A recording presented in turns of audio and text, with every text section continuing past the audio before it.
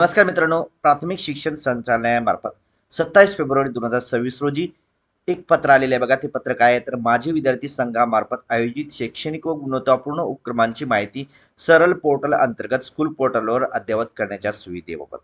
ते पत्र काय आहे आपण बघूयात. उपरोक्त विषयाच्या अनुषंगाने शालेय शिक्षण व क्रीडा विभागाच्या शासन निर्णय दिनांक 1/10/2025 नुसार राज्यातील सर्व शाळांमध्ये माजी विद्यार्थी संघ स्थापन करण्याबाबत व माजी विद्यार्थी मेळावे स्नेहसंमेलने आयोजित करण्याबाबत सर्व व्यवस्थापनाच्या सर्व माध्यमांच्या शाळांना आवाहन करण्यात आले आहे.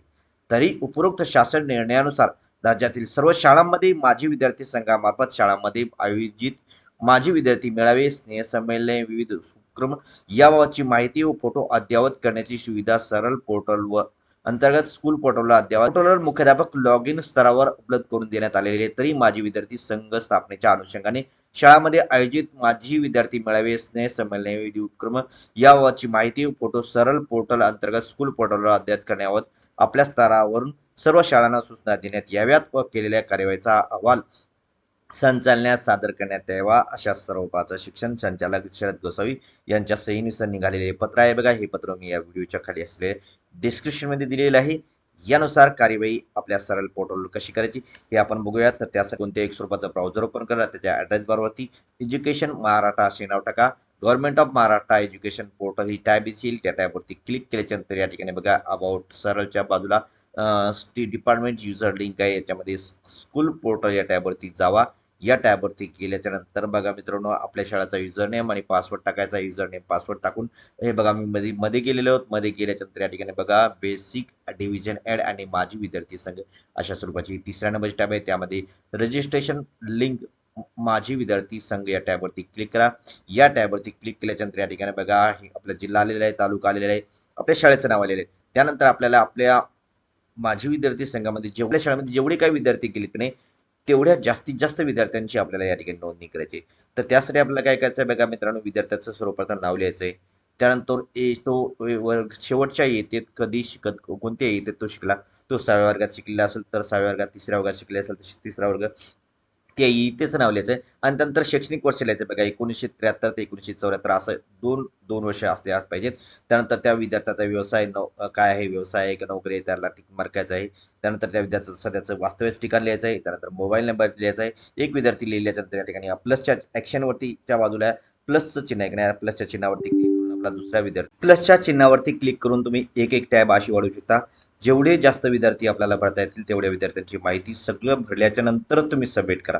सबमिट केल्याच्या नंतर त्या विद्यार्थ्यांचं काय होईल या ठिकाणी मित्रांनो, रजिस्ट्रेशन होईल, नोंदणी होईल. ही करण्याच्या अगोदर ही माहिती ऑनलाईन करण्याच्या अगोदर आपल्याला याचा कच्चा नमुना तयार करणं गरजेचं आहे. तर त्यासाठी बघा मित्रांनो या ठिकाणी मी अशा स्वरूपाचा एक एक्सेलचा नमुना या ठिकाणी तयार केलेला आहे, पीडीएफ तयार केलेली आहे. त्या पीडीएफ मध्ये अनुक्रमांक आहे, विद्यार्थ्याचं नाव आहे, येत आहे, वर्ष आहे, हे सगळं काही दिलेलं आहे. ही प्रिंट मी आपल्या व्हिडिओच्या खाली असलेल्या डिस्क्रिप्शनमध्ये दिलेली आहे. ही माहिती पीडीएफ अगोदर भरा. ही पीडीएफ तयार झाली म्हणजे आपण ऑनलाईन आपल्याला माहिती करण्यासाठी सोपे जाईल. त्यानुसार मित्रांनो हे 2 नंबरची टॅब आहे की नाही काय, माझी विद्यार्थी समितीची माहिती. ह्या टॅबमध्ये काय कोणकोणत्या स्वरूपाची माहिती भरायची आहे, त्या माझी विद्यार्थी संघ स्थापना या ठिकाणी आपल्याला लिहायची आहे. माझी विद्यार्थी मेळावा आयोजित केला होता का, होय किंवा नाही अशा स्वरूपाचा टॅब आहे. त्यानंतर मेळाव्याचा दिनांक आपल्याला लिहायचा आहे. अध्यक्ष कोण आहे त्या अध्यक्षांचा मोबाईल नंबर लिहायचा आहे. अध्यक्षांचं नाव या ठिकाणी लिहायचं आहे. उपाध्यक्षांचा मोबाईल नंबर याच्या ठिकाणी लिहायचा आहे. उपाध्यक्षांचं नाव लिहायचं आहे. सचिव कोण आहेत सचिवांचं नाव या ठिकाणी लिहायचं आहे. मोबाईल नंबर या ठिकाणी लिहायचा आहे. उपकोषाध्यक्ष कोण आहेत त्यांचा मोबाईल नंबर लिहायचा आहे, त्यांचं नाव लिहायचं आहे. त्यानंतर पुन्हा सदस्य म्हणून जे 4 सदस्य आहेत की नाही, 4 सदस्यांचा मोबाईल नंबर या ठिकाणी लिहायचा आहे, त्यांचं या ठिकाणी नाव लिहायचं आहे. त्यानंतर पुन्हा सल्लागार सदस्य जे आहेत की नाही, 4 सदस्य आहेत बघा, ते म्हणजे शाळेचे प्रतिनिधी शिक्षक आहेत. शिक्षकांचं नाव या ठिकाणी शिक्षक, अध्यापक, मुख्याध्यापक, प्राचार्य यांचं नाव आणि मोबाईल नंबर. पालक प्रतिनिधी म्हणून आहे त्यांचं नाव, मोबाईल नंबर.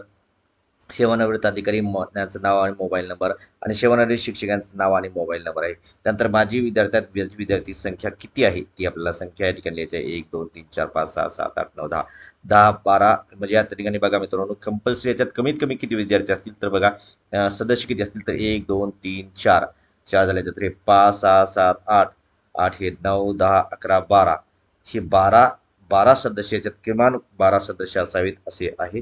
तर 12 सदस्यांची या ठिकाणी आपल्याला संख्या टाकायची आहे. संख्या या ठिकाणी आपल्याला काय करायचं अशी सिलेक्ट करायची आहे. या ठिकाणी सिलेक्ट करायची आहे 12. त्यानंतर शैक्षणिक गुणवत्ता संवर्धन कार्यक्रम आयोजित केला होता काय तो होय या ठिकाणी लिहायचं आहे, होय नाही असं या ठिकाणी घ्यायचं आहे.